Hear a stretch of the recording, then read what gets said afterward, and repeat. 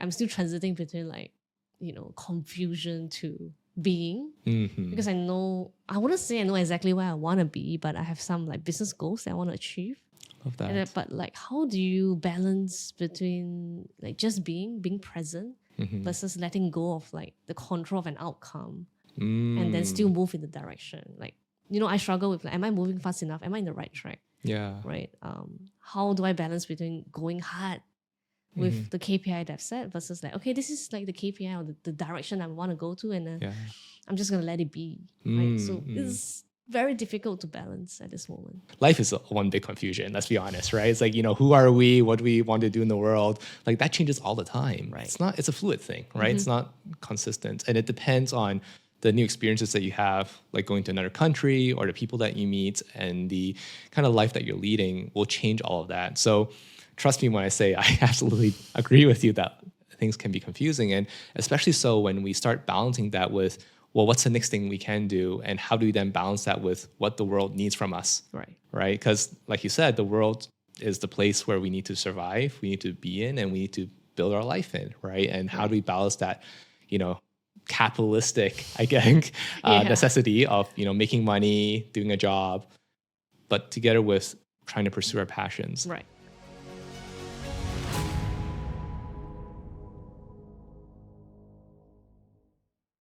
All right, so welcome to the Level Up podcast. Today we have a very exciting guest here with us because we have had the chance to talk for quite a few times now about life, about spirituality, about how to mix that together with business. It's just always been so exciting to chat with you every single time. I'll leave you to introduce yourself to the camera and tell the audience about who you are. But essentially on the Level Up podcast, we're here today to really discuss really important hows behind doing the things that we want to do. We hear all this fluffy advice all the time from, successful people who have made it, but how did they get there, right? And what does it take to actually go from zero to hero and all the, finite steps along the way. So I think with that in mind, please take it away, introduce yourself and tell everyone who you are, where you're from and what you're doing currently. Right. Thanks, Conrad, for having me today. My name is Ying, call me Sze Ying. Born and raised in Singapore, worked in China and the US. So I guess I'm a global citizen. Yeah, so I've been all over the world, done a bunch of different things from being a first employee of an SME to working in incubators, accelerators, and then working in a big tech company in China. And most recently, running a global entrepreneurship program in the US for a university in Singapore. Wow. And then I've since left, did some soul searching and currently building a talent business to connect Singapore's tech talent to US startups, starting with remote internships. Yeah, because I think, I spent the last 10 years trying to figure out what's my mission in this world.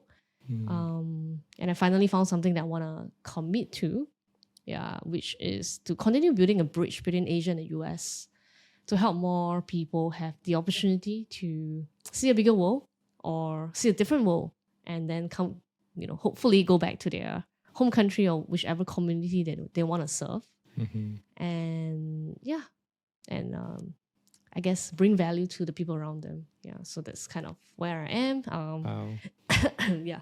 So. I love that. No, it sounds like it's coming from a very deep place within you, right? Where it sounds like you've had that experience of going to another country, another community, seeing what that life is like, and then bringing them back to Singapore now, where you're from, and also hopefully, I think, where you want to build your community around. Yeah. So I'm curious, where would you say your current life stage is right now? If you had to define it, what is life? What does happiness mean to you? And what is life all about? Wow, this is a big question to start this conversation. Yeah. Wow, where's my life stage right now? I think it's transiting from a state of confusion to a state of being, if that makes sense. Yeah, totally. It's still a transition, right? There's still moments where I'm struggling to how do I make sense of this world? Where am I? Yeah, I think it's just being at this moment. Okay. Yeah, and continue to bring value to people around me and just being a better version of myself every single day. Yeah. Okay. But I know it sounds a little pressurizing sometimes because there are days when you're just I just don't want to do anything. Yeah. But I think your best of every day is different. Yes. Yeah. So Yes. it's not realistic to like, oh, yesterday I did 90%, today is 91, tomorrow is 92. Yes. So it's just very pressurizing. But Yeah. I think just showing up every day and you see what the world brings to you or what you can bring to the world. Do you feel pressure most days? Do I feel pressures on most days? I think yes. Yes. But I think there's a lot is self-imposed. Okay. Right? Yeah. My most pressure is, I think. Yeah. You know, that's why I say like I'm still transiting between like, you know, confusion to being. Because I know I wouldn't say I know exactly where I want to be, but I have some like business goals that I want to achieve. Love that. But like how do you balance between like just being present versus letting go of like the control of an outcome and then still move in the direction? Like, you know, I struggle with like, am I moving fast enough? Am I in the right track? Yeah. Right.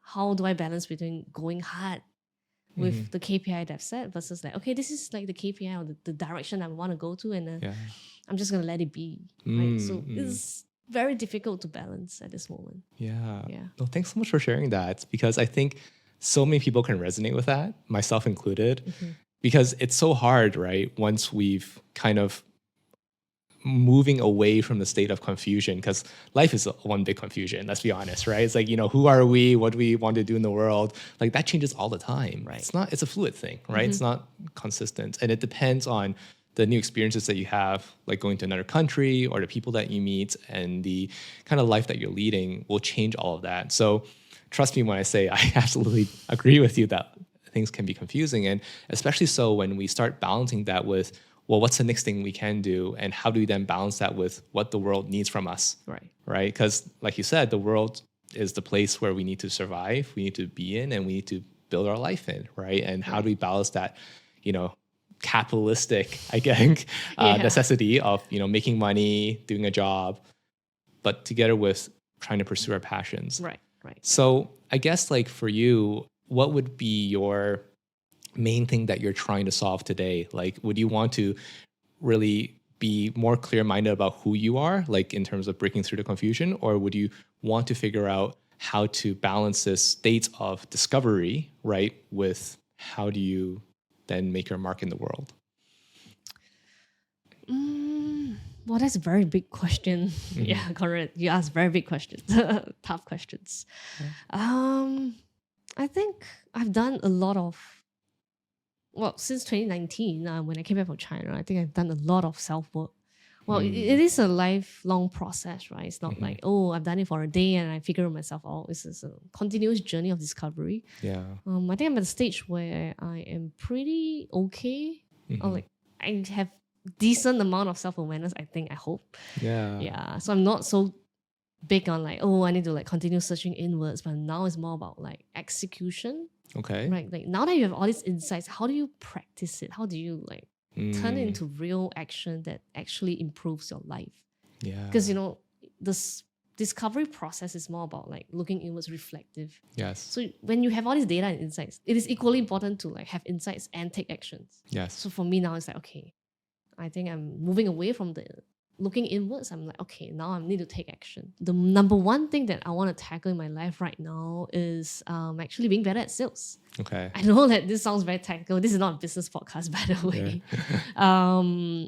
But so this goes like a few years back when I was working in China in one of the tech companies there. Yeah. It's huge, right? It's thousands of people. So I was doing international BD. Yeah. So I started my career in like sales and BD. So I was doing door-to-door sales in Singapore. So I thought I was pretty good at it. Like, okay, I'm not like the best, but I'm not like terrible. So I went to China, I was like, yeah, great. And I'm just gonna like keep going at it. But I think I didn't really know how to transit from like a door-to-door, face-to-face kind of sale to more of an online kind of thing, like outbound sales, right? It's very different. Okay. Yeah. So I think I struggled in that, and I didn't have like maybe guidance, or I didn't improve in the right ways. So I kind of like stuck to what I knew, and I just tried to like implement little changes based on what I'm comfortable with. So I didn't do as well as I wanted to be. So it was a pretty traumatic experience, to be honest. Because I think it's beyond just like the business goals, but I think it was also a hit on my self-esteem and confidence.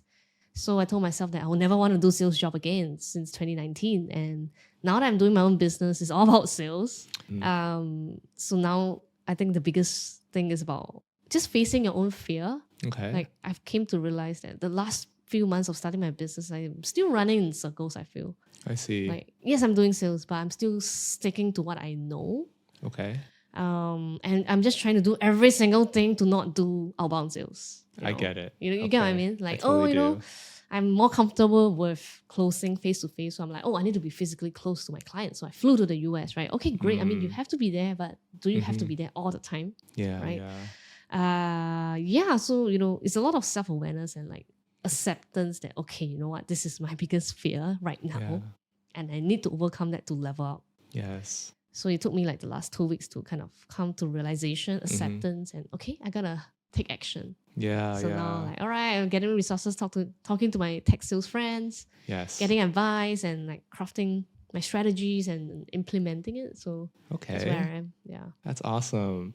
No, I think this is like one of the reasons why I thought it was so important and interesting to talk to you, because I think you're actually very close to the finish line here, or as like whatever finish line is, right? But I hope so. very close to the action, because there's actually this thing that I've realized is that we all have to go through 4 stages of understanding something before we can take action on something, and it's something that we don't think about enough. Where it's like, okay, well, the first thing is when we first have a problem, we avoid it, right? It's avoidance, right? It's like, hey, I don't want to touch that. It's scary and it's fearful, and it's okay to do that. I think it's really okay to be fearful, because that's our innate, fight or flight response, or freeze, right? So we all have different ways to respond to that, our reaction to it.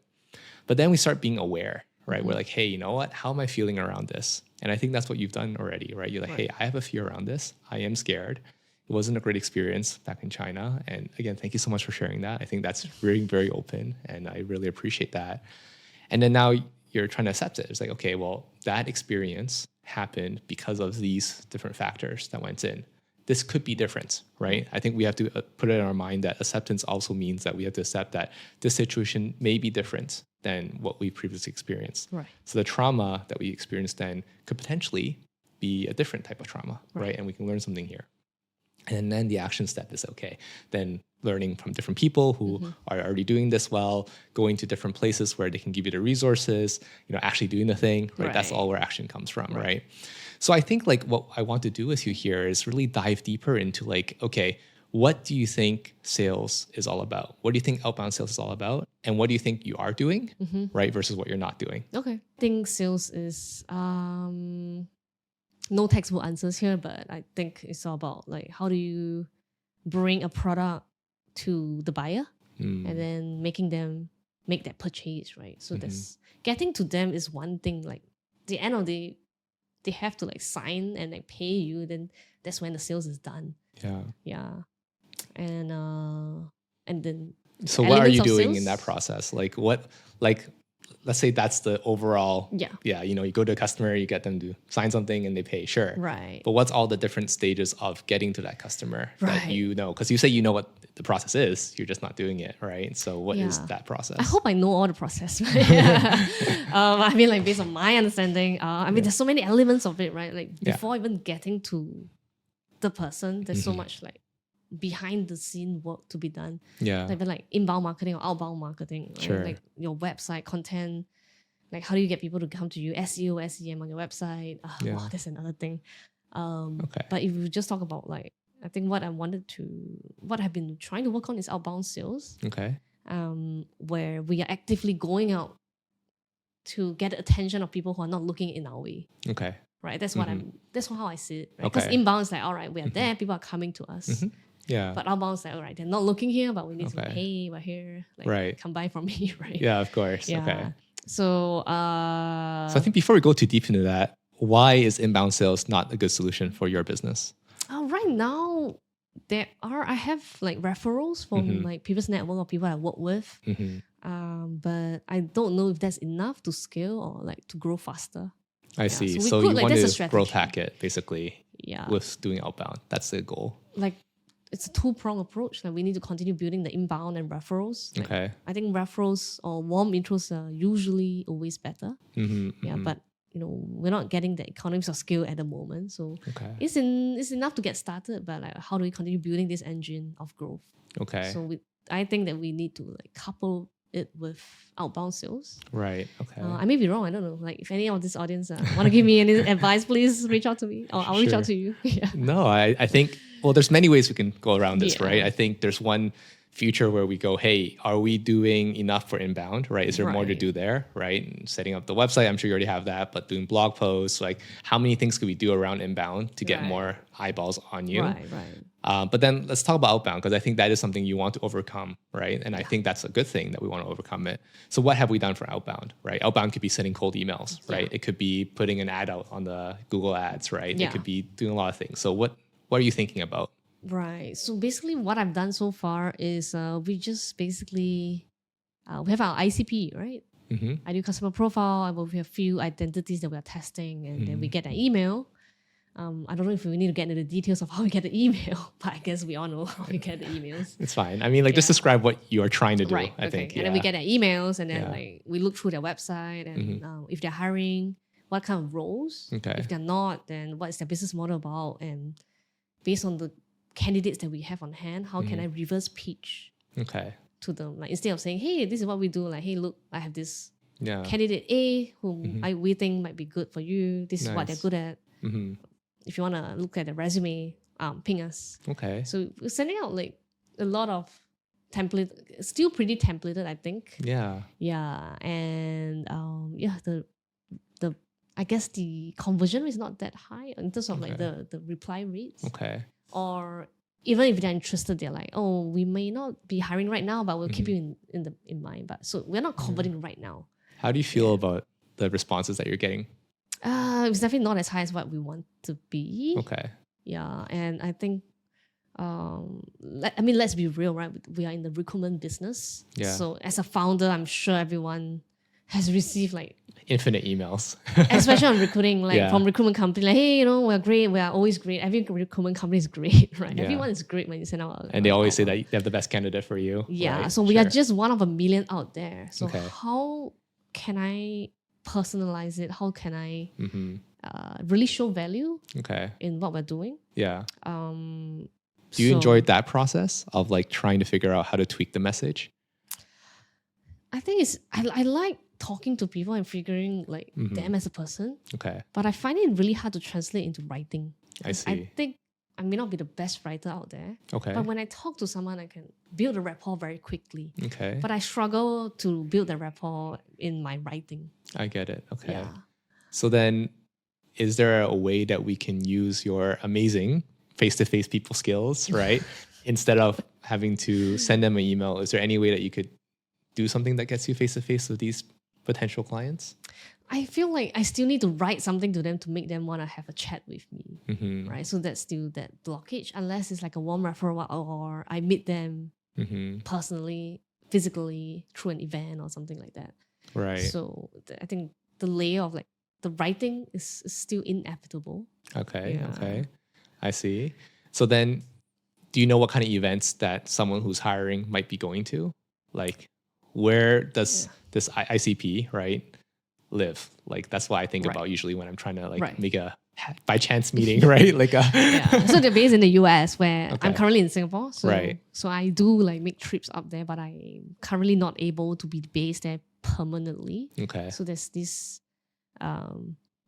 gap there. There's this Okay. challenge that I need to overcome. Like if Right. I'm not there physically, how do I get in touch with them? Mm. Yeah. Does your skill also apply for video calls? Like, do you think you're good on a video call as at the same kind of level as if you were meeting them face to face?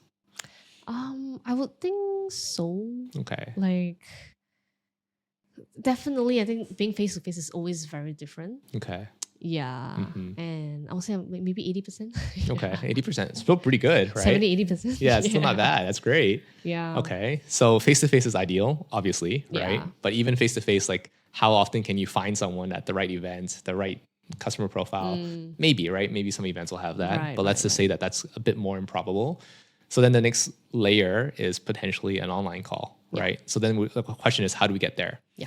So I think you have identified something which is really good is that everybody gets all those sort of emails, right? Cold emails conversion rate is, very, very low. We already know that. So Right. maybe that from a beginning point can already be like, hey, that's something that the market has to deal with. That's not necessarily something that is your problem, right? Because I think that's probably something that bites into the fear of doing this thing.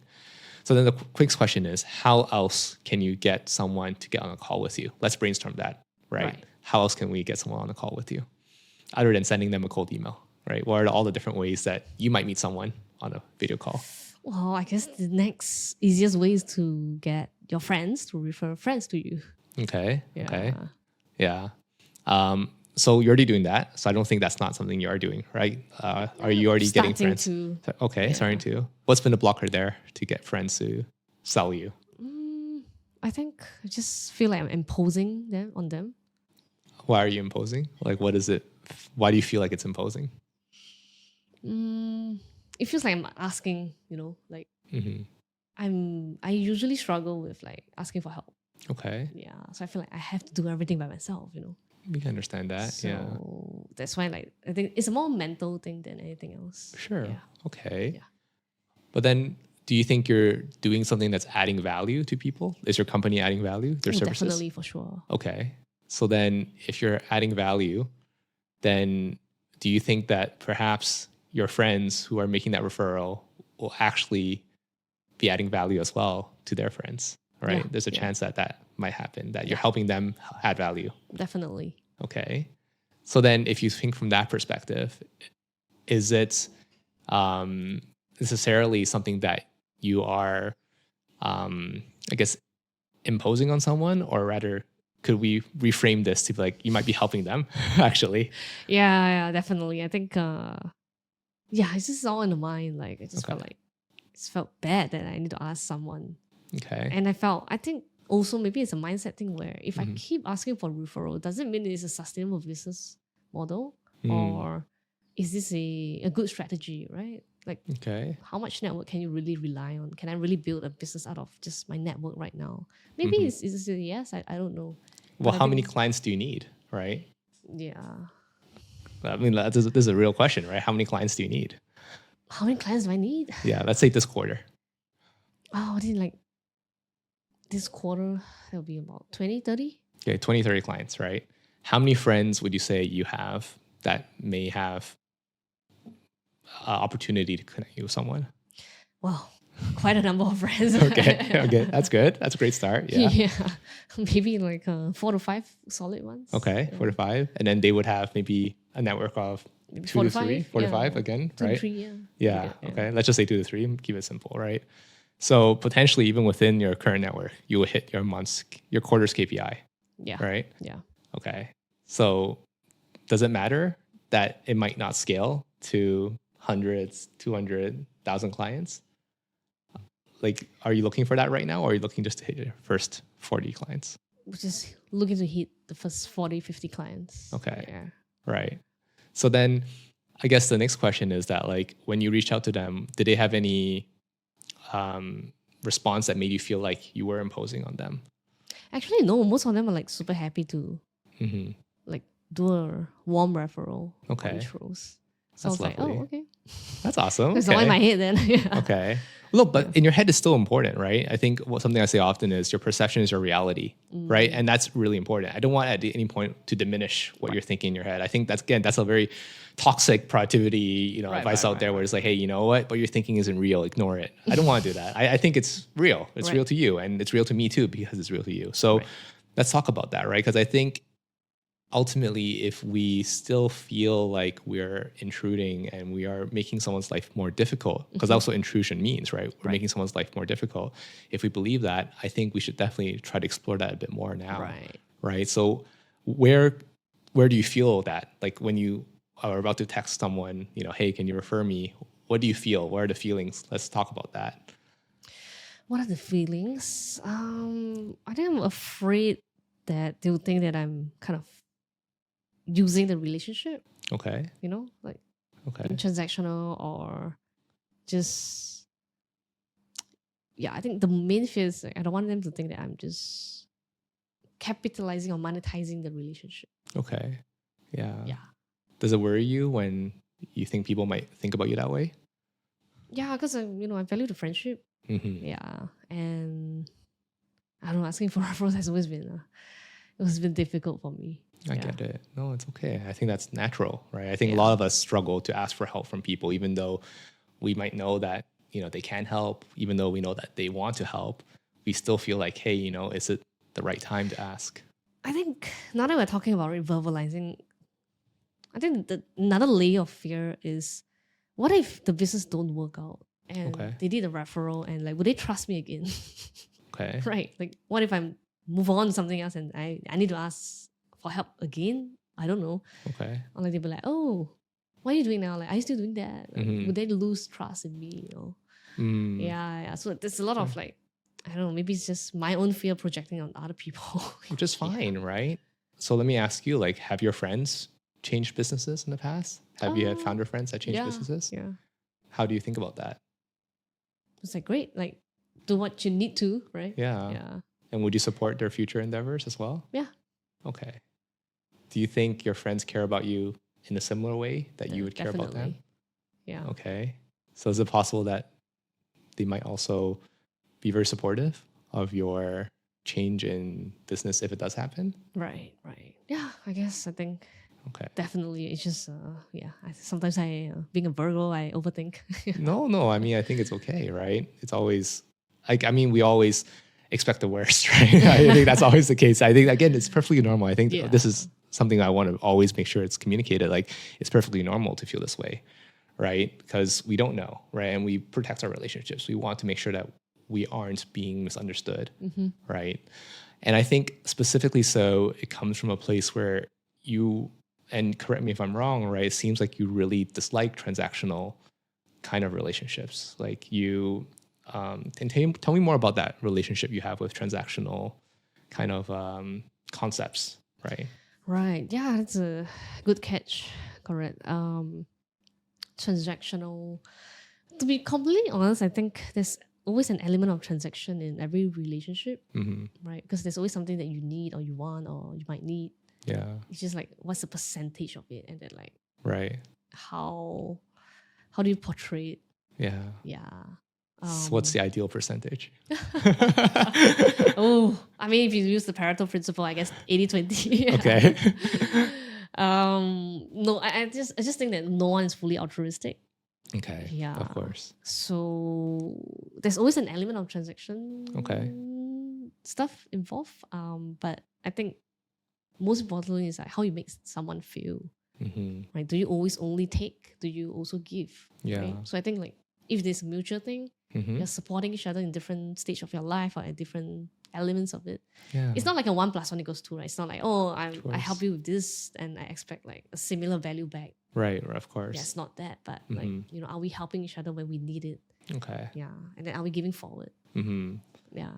So I think that's where I see that. Like, does it make sense to you? It makes perfect sense. Yeah. And I can actually tell that you're very much a giver, right? I definitely see that in our interactions. And so therefore my question is, and this is a question I ask to many givers because we often, and I identify as one too, where it's like, how many times do we have to give before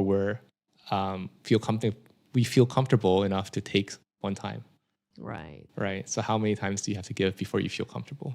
Wow. I've never really quantified this before, but I think it's to a level of how comfortable I feel with the person, or like what's the ask I'm asking? Is it a really big ask or is it a small ask? Okay. Yeah. If it's a small ask, I think usually I'm okay. Okay. A big ask like a business contact or like a referral for business, I think to me that's like there's another threshold. Yeah. So I don't really have like a number for like, I need to like help you for 4 times and I'll ask for 1, Yeah. I think it's more like it's more mental. Right. Yeah. Right. Well, why I ask about it and trying to quantify it is because I think sometimes when we are, less clear about the details, it becomes harder for us to confront, right? Because ultimately, this is something that we do want to confront a little bit, and confront not in a mean way, but in the nicest way possible, right? Like we want to go in and talk to our inner self and be like, hey, how come, right? you are operating this way? What are you trying to protect us from? Yeah. Right. And it's always just trying to protect you, right? It loves you. Your inner self loves you, right? Yeah. And you need to love your inner self. Right. I think a lot of times we go into our inner selves and we, hate it because it seems like it's doing something against what we want. Right. Oh, of course we need to do sales. How come you're stopping me from doing that? How come you're not letting me manifest myself and pursue my passions and do all the things I want to do, right? That might be what you're thinking to your inner self. But I think that is giving just doing a disservice to your inner self where it's there to love you, to protect you, to take care of you, and it's just misunderstood. Yeah. Right.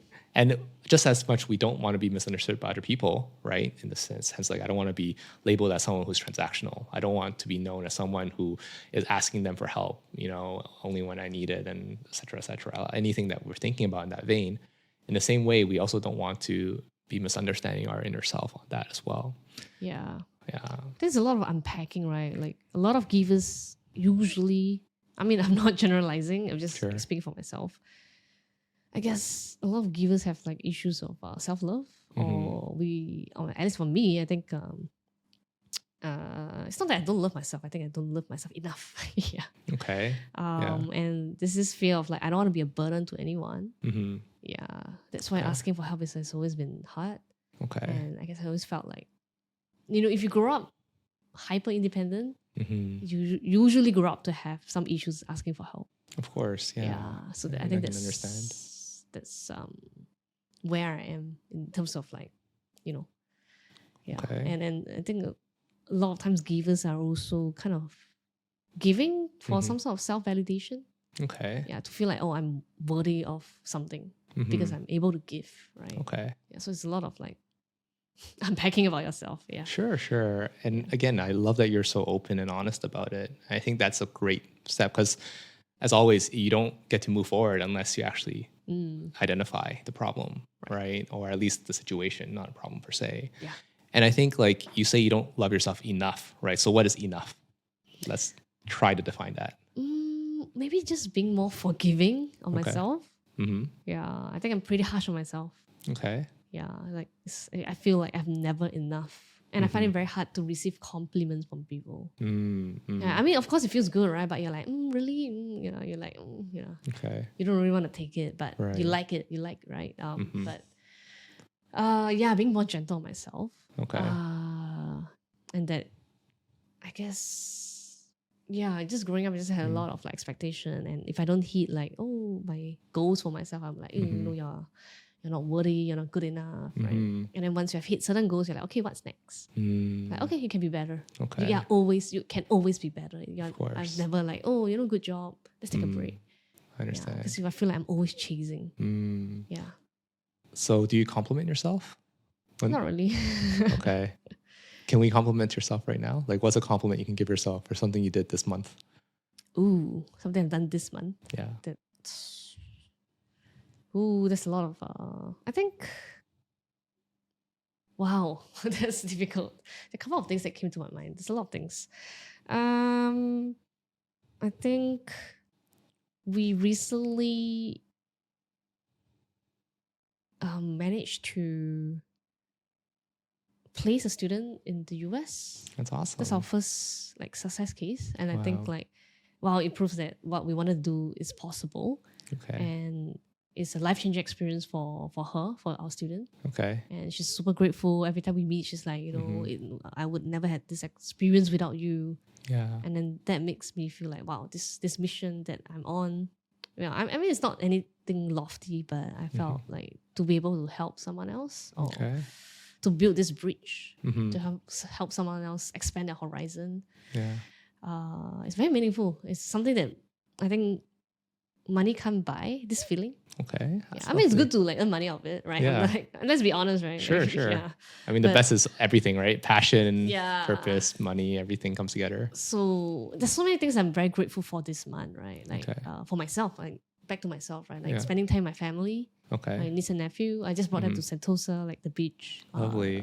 yesterday. Okay. So it's supposed to be a work day, like in the afternoon, but I'm like, you know what?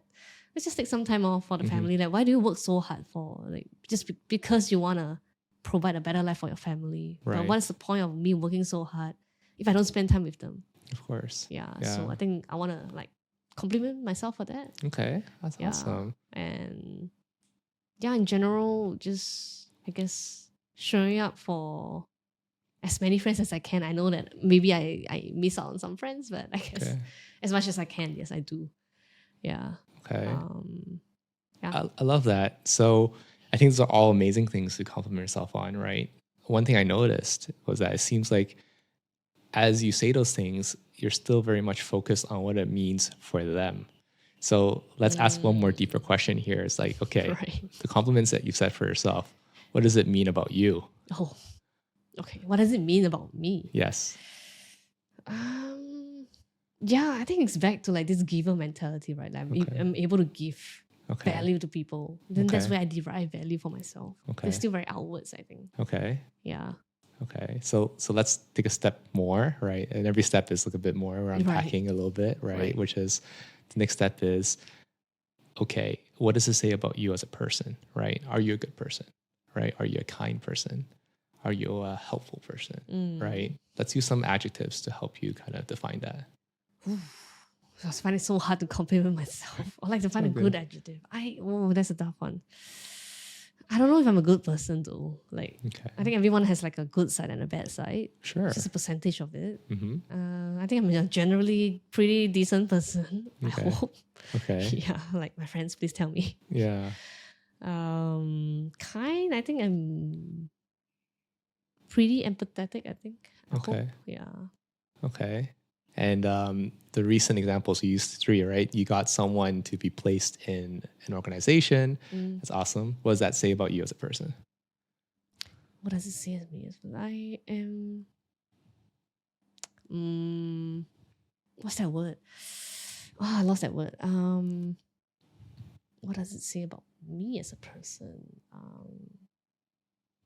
Is it responsible or like accountable? Accountable, like, could be. Okay. If I say that I'm gonna do it, like I'm gonna do it. Okay. Yeah. Awesome. Like I get stressed out along the way, but I'm like, hey, I'm gonna do it. Yeah, you're gonna make it happen, right? You promised them that you're gonna make it happen, and you made it happen. Right? But I just feel like a lot of luck was involved too.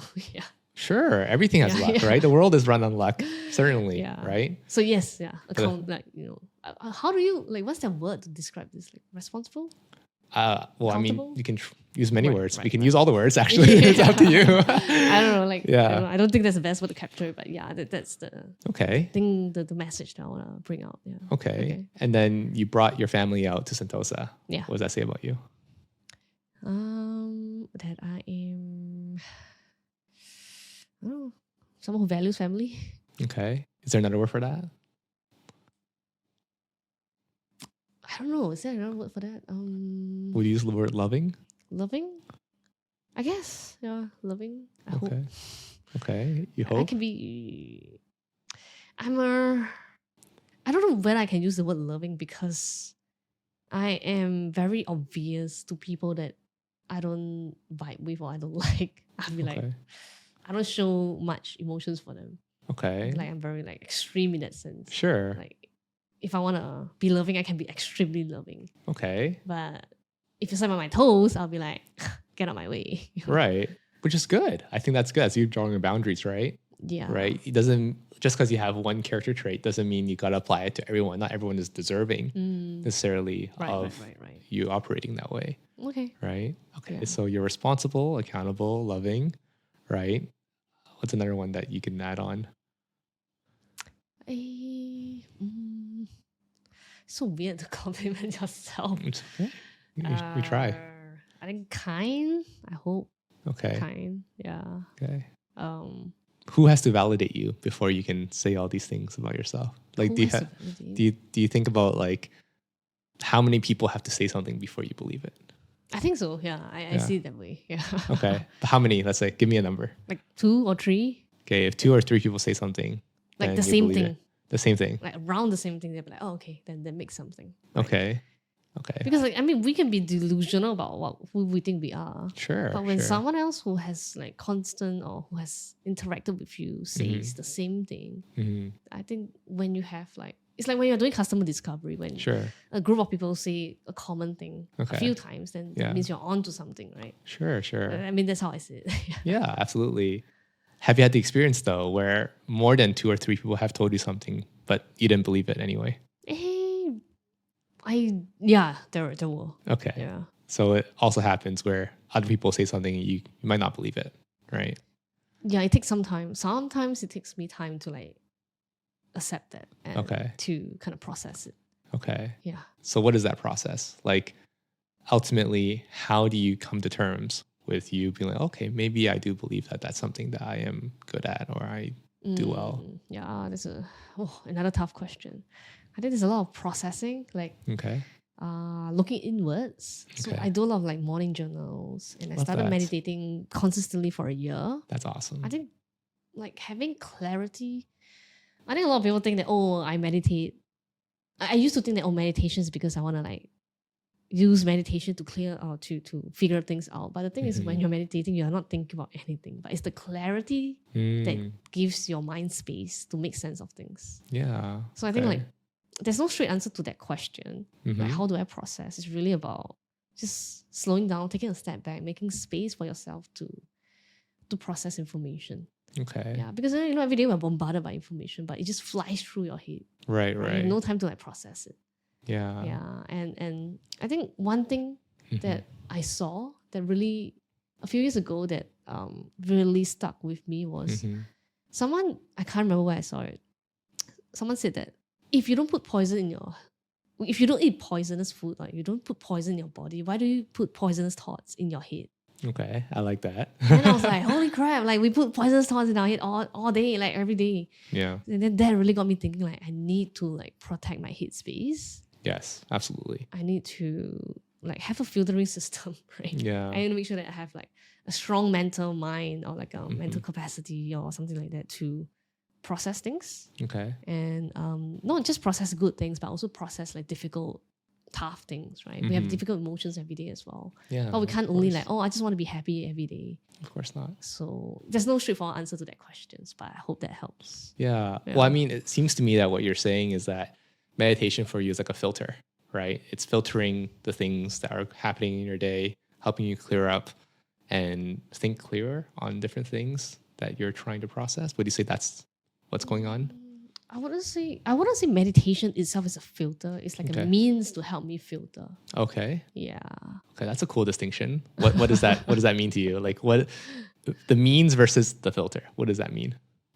Like to filter means like you literally have to use your brain to power to like think through things, right? But for my brain to function, I need meditation to bring me to that state.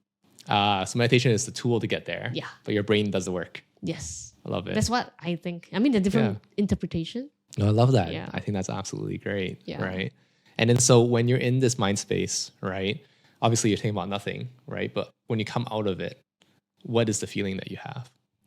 Right. So I mean, just to dive a little deeper into that, I never used to meditate. I could never really meditate for more than 10 minutes because like my mind just starts flying. I start thinking about a lot of things. But then I went to Vipassana, which is a 10-day silent meditation retreat. I love it. Well, I'm not gonna dive too much about the essence of it, but like more from that 10 days was purely just really on full-on meditation mode, right? And I think that gave me a lot of foundations to clear my mind. I don't know how to explain that, but in general, in the beginning when I was meditating, I was struggling a lot to be present because I kept thinking about stuff, right? Because your mind is always running. Constantly running. It's always running, right? Yeah. So even when you're sitting down physically, sitting still, your mind is still running. I think in the beginning I felt pissed with myself again, right? I was like, I was very harsh on myself. Yeah. I told myself, hey, I checked into this 10 days retreat. I want to be good at meditating, right? Yeah. Like there's this KPI again. Like, I need to be good. Like I need to be able to like, my attention span needs to be longer each time I'm meditating, right? So I'm setting KPIs all over again, which is, I guess, against the entire principle of me being there. Me being present, right? Yeah. So I was actually counting my number of breath. Like, okay, this time I can like breathe to 20 before like I start losing my mind or like losing focus. Yeah. And then suddenly it hit me like, what the hell am I doing? Like, I'm not meditating, right? I'm not being here. Yeah. Like the point is not about how long can I meditate each time or like how much longer can I do it each time. Yeah. But it's just about every moment is different. Every moment is now. Okay.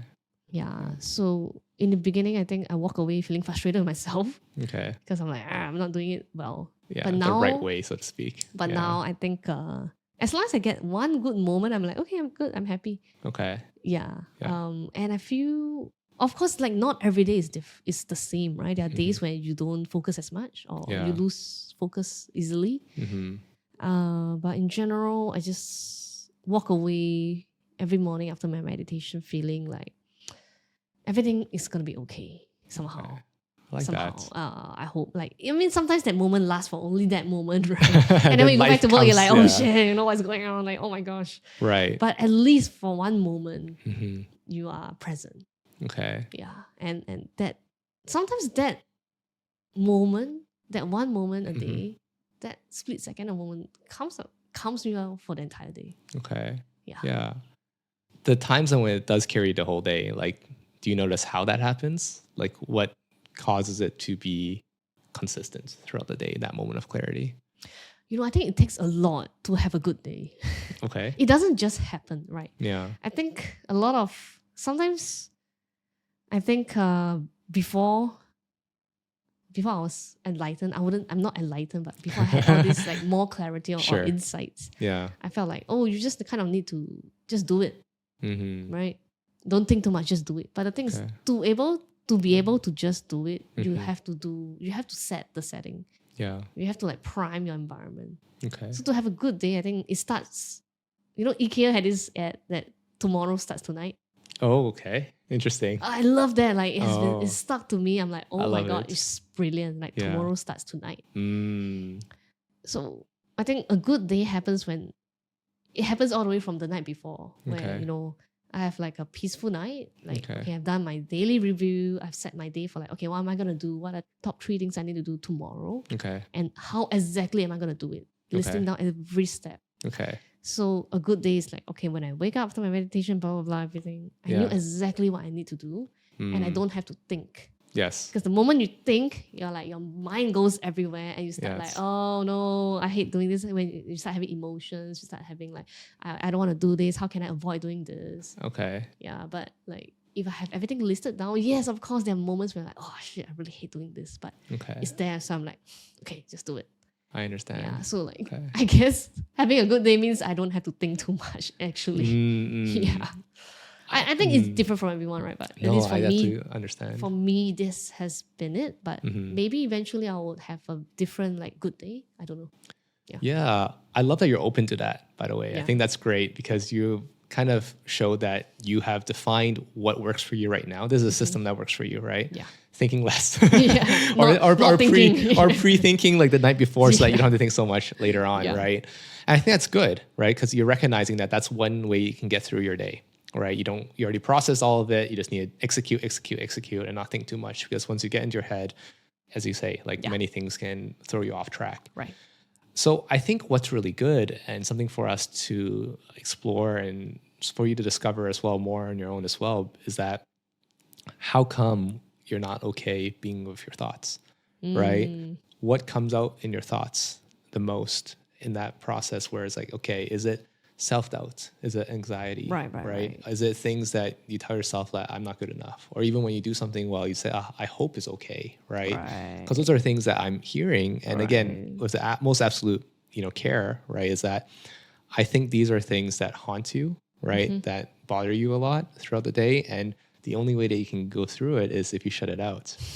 And I think it might be very helpful for you, right? If you look deeper into like, okay, where are all these things coming from, right? Where is the self-doubt coming from? Why don't I feel like I'm enough, even if I do all these different things, Right. right? And why do I need 2 to 3 people to tell me that I am enough when I could tell myself that I'm enough? Right. Because I think that's something that we've all gone through, right? I've gone through it myself too many times. I've had, like, honestly, like I resonate with you so much because I felt that so many times, right? I always did things for other people, expecting them to somehow, somewhere give me back the validation sometime Right. because I just couldn't tell it to myself. Right. And my awakening was like, oh, like I go through life actually eventually getting disappointed because you give enough times and you don't get back, you start Right. thinking like, oh no, like, am I getting shortchanged, right? Yeah. I feel like I'm giving everything I have to the world, but I'm not potentially getting the things I want back. Yeah. And I think the thing is, what we have to realize is no one's going to be able to give you what you want back. Yeah. Not Only- 100%. Not 100%, but not even 80%, I think, right? Yeah. What you can do is give that to yourself because you know what you want. Ideally, after you've done a lot more deep introspection and a lot of deep work on yourself and really dive into who you are as an individual, right? What you care about, what you want in life, right? Who you want to be, right? Those are all things that I think, That's when rough, we yeah. talk about like the whole path of being, right? So I think maybe like my question for you is, who do you want to be, right? We talked about you're on the path towards being. Who are you going to be? I did have a few thoughts about this.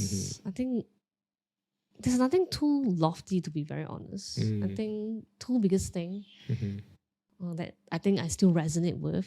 I think who do you want to be, or who do I want to be, does change over the time. Okay, Yeah, that's great. But at least at this stage of my life, one is I want to continue bringing value to the people around me. Okay, But what does value means? I don't know. can change, right? Can tweak. Changes. Yeah, Okay. and actually three things. Two. Second is I want to be a good conversationalist. Okay. Right. Yeah. Mm-hmm. Just I just enjoy having good conversation. I understand like the power of a good question Okay. that really brings out certain, like you're a great conversationalist, right? You're I bringing appreciate out that. like Thank good you. questions, and also like being a good conversationalist means that like kind of providing a safe space for people to share. Because I Okay. feel like the world today, we have a lot of avenues, but it's not safe, right? Yeah. And you can put anything online, but like you're gonna get slammed all the time, Right. Exactly. or like trolls.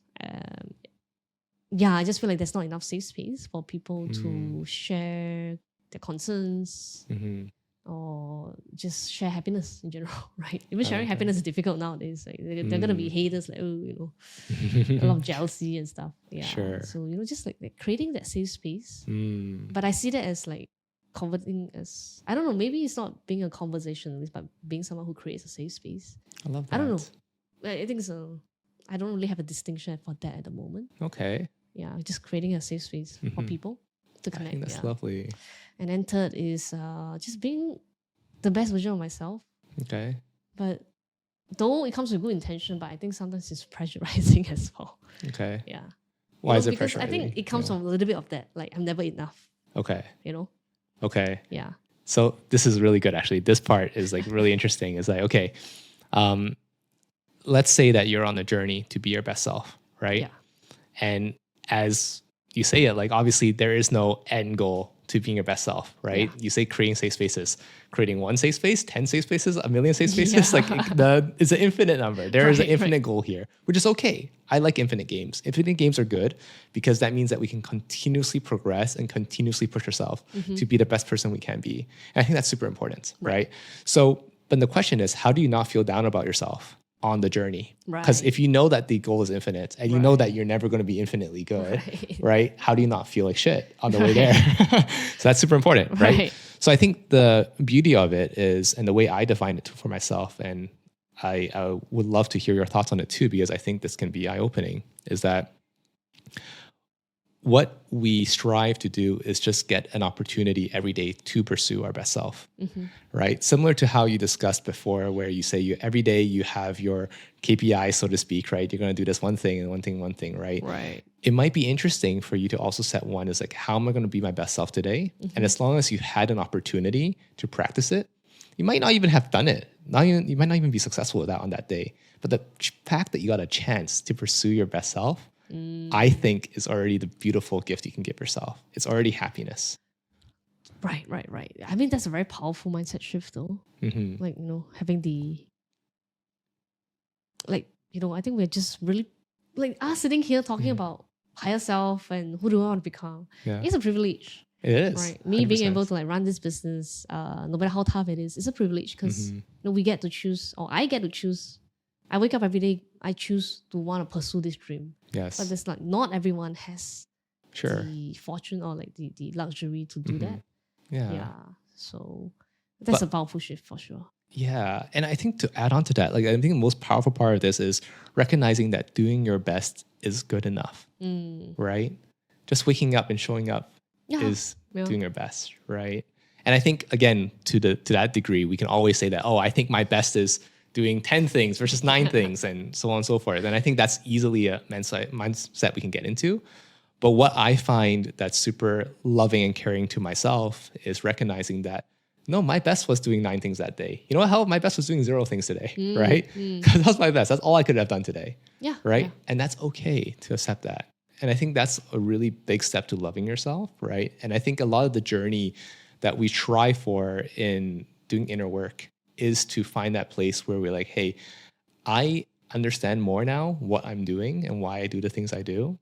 And I love myself for it. Because I think it's very easy to, when we unveil the cover and we see our scared little self, hiding away from the world, Right. doing things in a reactionary way, right? Running in fear or fighting or just reacting. It's very easy for us to immediately scold that inner self. Right. Because that's perhaps the way that we've been taught how to speak and how to learn, right? Right. Through hardship. Right. But the thing is, when you're doing it for yourself, right, it's about love. It's really about love and about recognizing that, you might not have spoken to yourself in a long time, and you might not have spoken to yourself in a caring way in a long time. Yeah. I think even like self-growth or say looking inwards, your meditation, morning journals, I think it still comes from a little bit of a negativity element where you're doing it because you think that you're not good enough, or like you think that you have something to fix.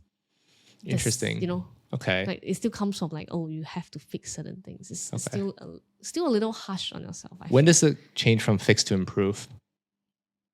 When does it change from fix to improve? Wow, that's a good question. I think when you have accepted that this is who you are, okay, and then just keep going, like it's okay. Okay. Yeah. So seems like an arbitrary place that you can just decide that I accept me today, and from here on out, it's improvement. Yeah, I think it's about the choice of words that you use on yourself. Like, do I say that I need to fix this about me, or do I say that I can improve on this? Okay. Yeah. Okay. So there's a lot of like words. Okay. How do you play words? Yeah. Yeah. So do you feel like you're a work in improvement, or you are a work to fix? I think I'm a work in progress. Okay. I used to think that I need to fix myself. Like, there's I'm so flawed. I need to fix a lot of things. But I'm like, no, everyone's like, we all have our good and bad stuff. Yeah. So 100%. it's always a work in progress. That's definitely less stressful or less like harsh. Yeah. Yeah. On myself. Okay. Yeah. So like, when you say that you do like this journaling and everything from a negative perspective, right? Is that the past or is that today as well? I think in the past it was more like also coming off a place of confusion, right? So that confused state, like, why am I behaving this way? Why am I doing this? Why is all these things happening? So it comes off like I'm trying to figure out what went wrong. Right, so it still comes from a little bit of like that negative element. Yeah. But now I think it's more about like, okay, how can I improve? That's right. great. Okay, this happened. Okay, so why did I feel this way? Yeah. And then like, how do I improve? Yes.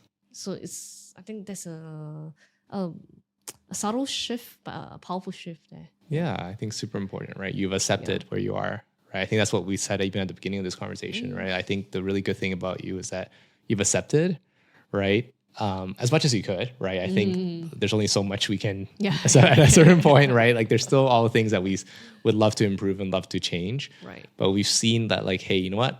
At this point, I know who I am and I know that I love myself enough, right?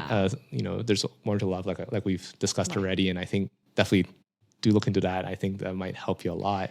Right. But then loving yourself enough so that you can actually take action on the things that scare you and the things that block you. Definitely. Yeah. So, Conrad, I have a question for you. Please. Why do you think our generation is so much more into self-awareness? Okay. And why do you think our generation is like more lost in life? Yeah. Yeah. Right? Like, yeah. I was just having a conversation with my friend about this. Yeah, I just want to hear from your perspective. Yeah, sure. Do you have any thoughts on it already? Like, do you want to share any bits of it from your perspective first before I Right. jump in? Just very quickly, I think on a society's level, our generation, I would guess we are millennials. I think we Yeah. are a millennial. Yeah. Yeah. Just generalizing, right? That we transited from like the analog days to digital, right? So we went from no iPhones or no smartphones to smartphones to like no internet to internet.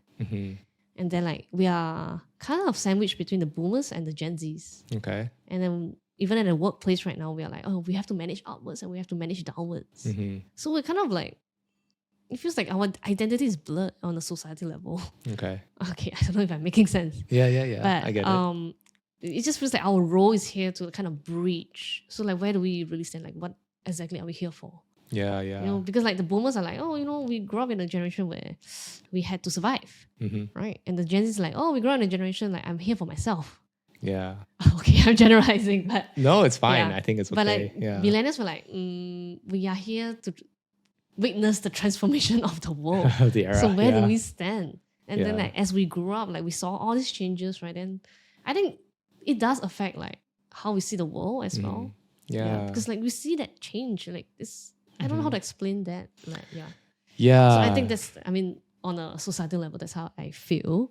And also because we are very privileged that I guess, I mean, I'm not saying all millennials are privileged and it's for us, the two of us here Yeah. and the friends around me, we didn't really have to worry about survival or like putting food on the table, having a roof over our head. Yeah. So, you know, we have time to think about, you know, the Maslow hierarchy of needs. Yeah. It's about self-actualization, right? Yes. So like, I think when we have more choices, we get more lost because there's always a decision paralysis. Like if we take option A, we're like, oh, we're FOMO about option B, C, D, E. Sure. But then boomers probably only had one option. Yeah. And they just had to like make the best out of it. Okay, I'm really generalizing and this is what I think, but No, love it's to all hear good. from your thoughts on why do you think our generation is lost? Yeah. No, I appreciate you saying all that. And I think there's a lot of truth in what you're saying. And maybe I'll have a more meta conversation about it and then I'll bring it down to like me and you because I think it will all fit in. Right.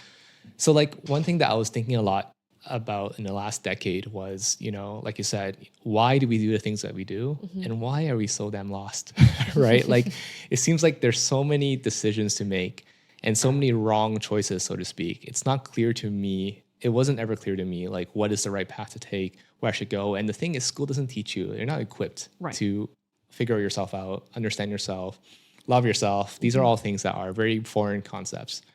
And so my journey kind of went into looking back into history and seeing like, how do we progress to this stage? What are all the different stages of development that we go through? And it's something that I coined now the Better Life Framework. So essentially, like if you think about it, we all start off in survival mode, right? We're just trying to figure out our basic needs. We're like, hey, I want to get my food. I want to, you know, go to the washroom. I want to sleep. These are all my basic needs. And if I get these things in front of me, I'm going to take it. I'm going to use it. I'm going to do it, right? So survival. But then of course, like it's not always just survival by ourselves. We have to be dependent on a caretaker, right? So we went to a phase where like, okay, we need our parents to take care of us. So we're going to learn how to interpret their feelings, interpret how they look. And, you know, I'm going to cry. So then they feed me, you know, like there's a lot of ways that we're going to essentially influence, right? The emotions of people around us so that we get taken care of, right? So we can survive. And for the most part, like survival is handled in, you know, a developed nation, right? Like you said, we're lucky. We're in a nation, we're in Singapore right now, I'm from Canada, where for the most part, right, no one's really starving, right? There's obviously some people below the poverty line, but other than generalization, people have graduated beyond that. Yeah. So then when that happened, there became the advent of wants, right? If you have what you need, then you just now crave your wants, your extra consumerisms things, right? I want that car, that house, that life, you know, that those vacations, the lifestyle that you're looking for, right? And that's where you start being more transactional in nature, right? That's when you start going to the workforce and you say, hey, I'm going to work, but only if I get this. Yeah. I'm going to do this so I can get this. Right. Right. And it's also coming from a place of like, you know, you kind of, because you just came from a place of like, hey, I depended on someone to take care of my needs. So we kind of expect that we'll get our wants as well from someone else at the same time. Because, hey, if we can get our needs from someone, then we can get our wants from someone. It's just finding the right someone to give us our wants, right? Find that right give and take exchange. So that's where the whole concept of givers and takers and matchers came from, which is, Right. hey, which way do you maximize yourself in society to get what you want? But then that doesn't work all the time because we realize that, hey, if we played a single player game, we're actually making a lot of enemies, right? It's very short term. And then we say, hey, how do we band together in groups? So we start getting religion into the mix, right? And social groups. We want to find belonging, right? We want to find people around us that think similarly, right? Have a belief system that, seems right to us, right? And then we end up banding together with them and we become them, right? We're one Right. unit and we feel like we have purpose again, Right. right? And we start looking for our why in life as well. We really saw the whole shift from religion, right? Like I think Nietzsche said, God is dead, right? And then we started moving more into industrialization, right? It's like, hey, capitalism is the new religion of the world. Productivity, yeah. Productivity, right? And you have all this toxic culture where you just got to build systems, you got to put everyone in factories, and everyone's just churning out goods. So keeping this economic machine going, Right. right? And that's new, right? Like you said, that's new. Like even the boomers, right? Back in the day, the greatest generation, like they just started going into industrialization. They just started realizing that, hey, this society is now going into a whole new direction that they weren't even equipped to handle, but they definitely profited off of it. But then when we come into this situation, we're like, hey, we're thrown into this situation where we're just a cog in the whole machine, right? We just are handling inputs and giving outputs. We're factory workers, basically, right? And that's most of the capitalistic world. So we end up going to stages like what you are experiencing, right? And what I've experienced as well, which is like, hey, I just want to let go. This sucks. I don't resonate with any of this. This isn't how I want to live. This isn't even how a human should live, right? And we're just like, hey, I reject all forms of structure and I want to just leave this whole system, right? That doesn't make sense to me. I want to go. And so we looked within for the first time, and this is the very first time, we start looking within for answers versus looking outwards. Because if you think about it, right, when it comes down to systems, we look for someone else's answers, someone else's productivity hacks, someone else's tricks to be the best version of you, right? Yeah. So the first time we're looking within and we're like, holy shit, we're not equipped to do this. We don't know how to talk to ourselves. We don't know how to really understand ourselves. And of course, there's all sorts of traditions that have brought in, yoga and meditation, all those things. But how many people have done meditation and actually became enlightened, right? And how many people are just doing it and trying to be enlightened, right? Like the distribution is very wide. Right. And so that's where I think a lot of us are stuck, right? Which is, hey, we don't feel connected to the capitalistic society that we find ourselves in. We don't find, and of course, you can also go down one more level and you say, hey, I want to just find a group of people I'm going to hang out with. This is my community and, done. I'll close my doors and I don't need to look at the society. But no, we're global and interconnected and we need to interact, especially if we're starting a business. Right? So then we're trying to balance this self, right? This sense of self amidst this whole chaos where obviously the whole system is set up to lose your sense of self, right? Especially in Singapore, we've talked about this a bit where, the whole system is set up for you to generate and churn out this copy and paste model of this middle manager, right? They can go into the MNCs and do a middle manager job. That's all it's set up for, right? Entrepreneurship and critical thinking and things that are more so on the back burner. So what I define here, and this is kind of what I define as like the letting go is like the sixth perspective. There's another perspective above that. It's called the setting boundaries perspective. And this is where I say like a lot of my friends and anyone who feels resonance when I'm talking about this is where we can go, which is, hey, you can balance having your self identity, right? Knowing yourself, loving yourself, and still interact with society if you can set strong boundaries about where you're going to interact and how you're going to interact. And actually, if you think about like really successful, like let's use women CEOs as an example, right? Actually, I can name quite a few, right, that really have their shit together, right? They don't take any shit from anyone, right? They're very clear-minded on what they want. They go into a situation, they get what they want, and they move forward, right? But it doesn't feel transactional. It actually doesn't feel too transactional. You just feel like, wow, I'm impressed. Do you have examples of them? We know someone that's very good at this. I think Yi Hui is someone that I really admire in this, right?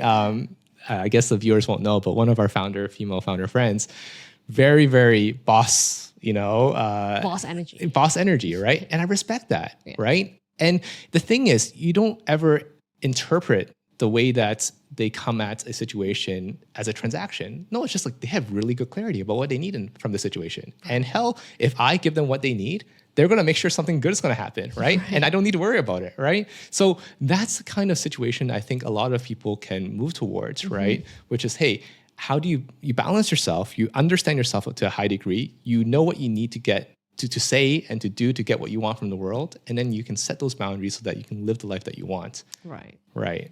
And then just to finish the loop, because I do say there's 9 perspectives, the next perspective after that is curiosity, right? Because as you know, like nothing ever will go the way that you plan. So even if you set boundaries, even if you say, hey, this is my hard no, people are still going to try to cross it. So Right. at some point, you just be curious, like, okay, you're going to cross my boundaries. Let's laugh about it and let's ask why, what makes you this way? What's causing you to think this way? And then finally, I think the last perspective is empathy, just pure empathy and love for every human and living creature out there. Right. But of course, it's all like a journey, right? I don't think there's ever one perspective that we stay at. But I do think, to answer your question, and maybe a bit long-winded to answer, but it's something I think about a lot, is I think that we're currently in this situation because we're thrown into this where we don't have survival needs to worry about anymore. We're lucky for that. But because we are thrown into a situation where everything has industrialized so much that we don't have a voice anymore, and we have the opportunity to not be as engaged into the system as our parents perhaps needed to be, right? It was a matter of life or death for them, right? If they don't work, they don't live, right? Thankfully, if we don't fully work or we work less hours, we still have, a roof over our heads, right? We still have food on the table. Right. So we get the chance to think about all these things. And hell, it makes us lost, but I think it's going to make us better because from that perspective, we can actually get what we want from the world on our own terms. Yeah. Wow. Thank you for sharing your perspective. It takes a lot to unpack, but yes. Yeah. No, I mean, it's a very big idea, a very big philosophy, but something that I'm really, really passionate about because I think it's answered so many questions for me. It's made me feel so much more light and less, anxious about, my path in the world. Because every time I think I figured myself out, right, and I'm sure many people can resonate with this, you realize that there's more to figure out. And you figure yourself out again, and there's more to figure out. And you figure yourself out again, there's more, right? Like The more you know, the more you don't know. exactly. Right? So at least like using this, I can actually understand what the journey is like and also just have empathy, not even for others, but for myself as well. It's like, hey, I'm just growing as a person. I'm just developing, right? I'm improving, right? And so, yeah, if you want to check it out and anyone at home want to check it out, it's the Better Life Framework. It's over at x3.family. So you can check that out. And it's a lot of information. There's even a quiz you can try to check, like what perspective am I thinking at and how can I maximize or be my best self in each perspective. Yeah. We are so privileged that we actually have so much time to think about these things. That option or the ability to think actually makes us more lost. So sometimes we just not overthink and just live life as it is. Yeah. I don't know. I do like struggle with that as well. Like maybe we should just don't take myself too seriously and just I hate to experience life. Yeah. No, I mean, I want to just be clear. Like, I think everyone has a different path. Yeah. Right. I do recognize that you're very, very analytical, like I am. So I think for analytical people, my path to clarity and my path to like enlightenment, so to speak, right? Again, I'm not enlightened by any means, but like I'm on the path there. Like it only got there because I was able to get answers for myself. I think I'm the type of person that needs answers. And I think you are too. Yeah. And I struggle with that because life has no answers. But life has enough answers. That's the thing. Like, I think the fact that you know where not to look is already a good step forward, right? That's true. Right? Just like, I think I just went to like the planetarium the other day at the Science Center and they have this big observatory, right? And they were talking about how, back in the day, they discovered different planets and stars and whatnot. And literally all they did was they pointed a telescope, right, at a dark point in the sky. And if their power of the telescope was enough, then they would be able to see so much. But they just marked it onto their chart and said, hey, nothing there, right? But that's progress. Knowing nothing is there is progress, right? That's true. So when I put on that perspective and that hat, I'm like, oh yeah, you know what? I'm happy that I get to find things out. I'm happy that I have this opportunity to think because I think being able to discover these things makes me so much more happier than if I wasn't able to discover. That's true. Yeah. That's true. Yeah. So I think with that, perhaps we can wrap up the podcast. Do you have anything that you'd like to share to the audience that might be in your shoes, that maybe a message that you want to get out to them? A message. Very simple. I think just, I know the world is in a pretty chaotic space right now and everyone has their own chaos to manage. But I truly believe that if everyone, each of us are just kinder to the people around us, to the situation around us, I think we can make the world a better place if everyone's just 1 degree better to the people around them. And then that ripple effect, right? Like, I honestly, I don't think I can change the world at this moment, but I can Mm. change the world around me. So like Yes. if everyone can just make it a little better, like Yes. just be less angsty, Mm. a little bit more patient with someone who cuts you in the traffic, for example. Yes. Or just being a little bit more empathetic with the people around you. I think the world will be a lot better. I love that. I mean, that's it. Yeah. Yes. And especially to yourself as well. Yeah. And that, again, back to myself, back to yourself, right? Yes. To be kinder on Yes. yourself. Yeah. I think that we are all enough and we all have a place in this world. Mm-hmm. We don't all have to be CEOs or founders or whatnot to say, have a good life, right? Like, Yeah. it's all about what makes sense to you Mm-hmm. and what's most important to you. So I think everyone has their place in this world. So just be patient. And Yes. just keep going, man. Keep trying. Like life Yes. is an experience. So just try not to worry too much. I'm also telling this to myself. Yeah, which is great. Talk to yourself. I think that's the most important thing. These are the things that are authentic to you, right? That matter to you. Yeah. And hopefully anyone who's watching this can feel a little better and a little less lost. Yeah. Lovely. Well, thank you so much. Please take care. Have a wonderful rest of your week. Bye-bye. See you next week. Bye.